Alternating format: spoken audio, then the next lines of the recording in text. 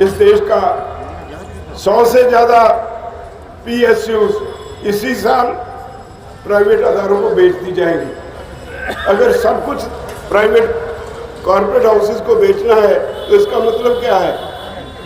देश फिर से गुलाम हो जाएगा। लेकिन मोदी सरकार को सिर्फ वोट की राजनीति आती है, इसीलिए हमने तय किया कि हम भी इसे वोट की चोट से हराएंगे। 5 राज्यों में जहां जहां चुनाव हो रहा है, हम हर जगह जा रहे हैं।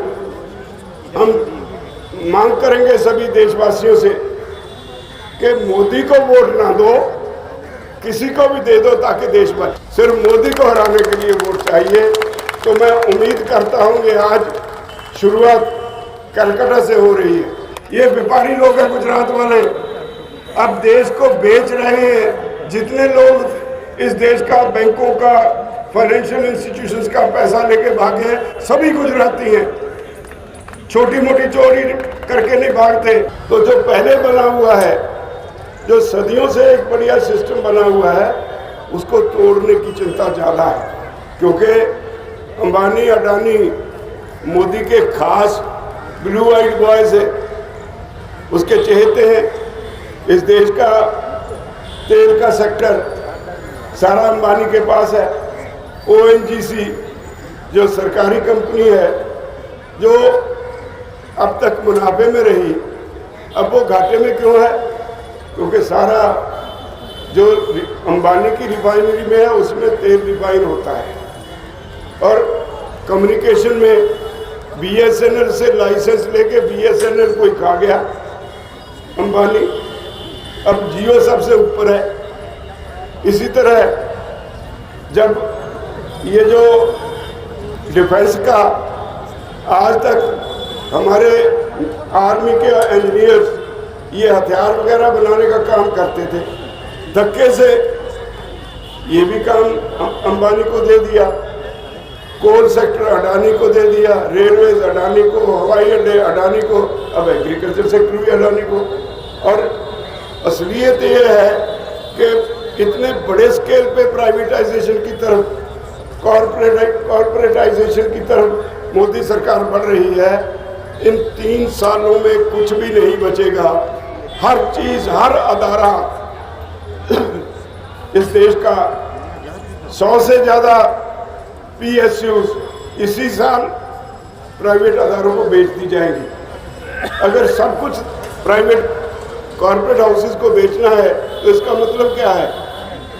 देश फिर से गुलाम हो जाएगा। एक ईस्ट इंडिया कंपनी आई थी, आपका कलकत्ता उसका बेस रहा, यहाँ से सारा देश गुलाम बना लिया। और अगर ऐसे ही सब कुछ बेचते रहे कॉर्पोरेट्स को, और सब इतनी लार्ज स्केल पे अनएम्प्लॉयमेंट होगी, और इतनी लार्ज स्केल बड़े पैमाने पे, इतने बड़े पैमाने पे महंगाई होगी, आम आदमी का जीना मुश्किल हो जाएगा। तो हमारा आंदोलन इसी बात पे है।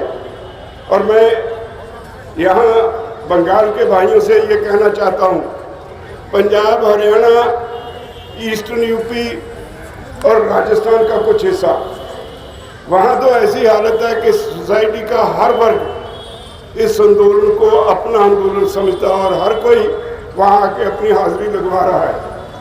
अब देश के बाकी कोने कोने में हम इस आंदोलन को लेके जा रहे हैं, लेकिन मोदी सरकार को सिर्फ वोट की राजनीति आती है। इसीलिए हमने तय किया कि हम भी इसे वोट की चोट से हराएंगे।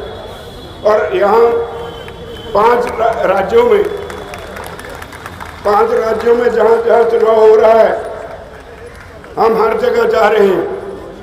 हम मांग करेंगे सभी देशवासियों से कि मोदी को वोट ना दो, किसी को भी दे दो ताकि देश बचे। हमारा आपसे अनुरोध है, हम किसी एक पॉलिटिकल पार्टी की सपोर्ट के लिए नहीं आए। हम आए हैं किसान की सपोर्ट के लिए, आम आदमी की सपोर्ट के लिए। हमें चाहिए आपकी सपोर्ट, हमें चाहिए आपका वोट जो मोदी को हरा दे। सिर्फ मोदी को हराने के लिए वोट चाहिए। तो मैं उम्मीद करता हूं कि आज शुरुआत कलकत्ता से हो रही है। जिस हिसाब से आपने एक बड़ा जुलूस निकाल के इसकी शुरुआत की है, तो मैं समझता हूँ अगले दिनों में ये एक वेव बनेगी जो मोदी की जड़ों में बैठ जाएगी और उसको चिंता ऐसी होगी कि मोदी की पार्टी का, बीजेपी का भोग बढ़ जाएगा।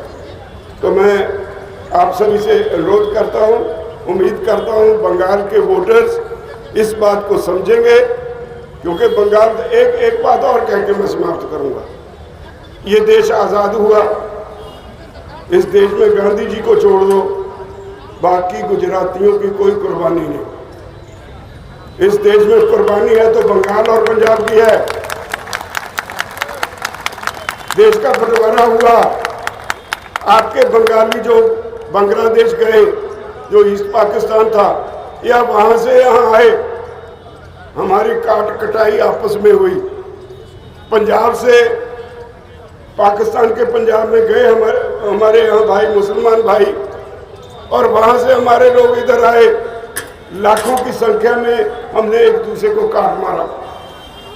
और इसका सेक किसी स्टेट को नहीं लगा, ऐसा सेक किसी स्टेट को नहीं लगा। अगर कुर्बानियों की और बात करें, 95% देश में जो लोग फांसी चढ़े वो पंजाबी थे, और जो लोग काले पानी की सजा काट के आए, 94% काले पानी की सजा के लिए लोग गए पंजाब से। या फिर कोई बंगाली गए, मुझे बताए कोई गुजराती एक भी था।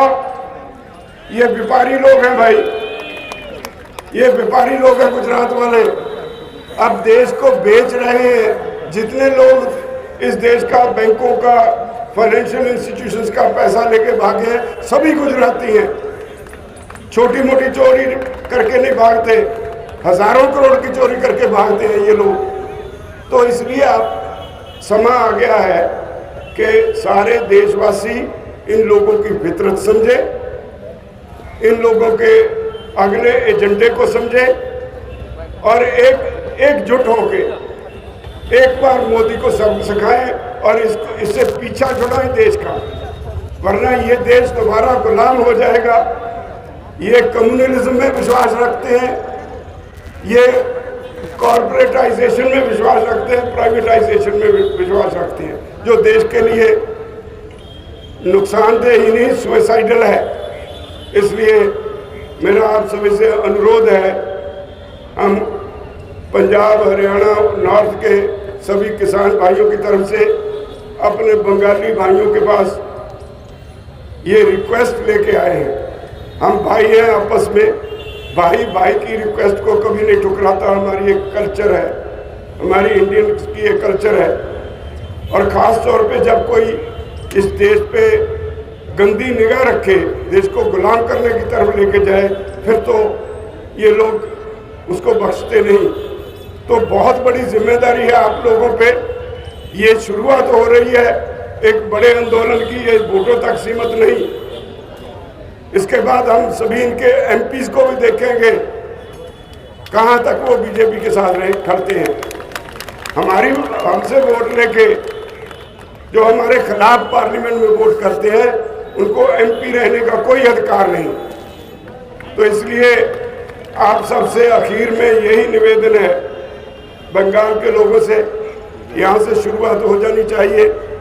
यहाँ से मोदी की छुट्टी होनी चाहिए, तय होना चाहिए। मोदी को वोट नहीं मिलना चाहिए।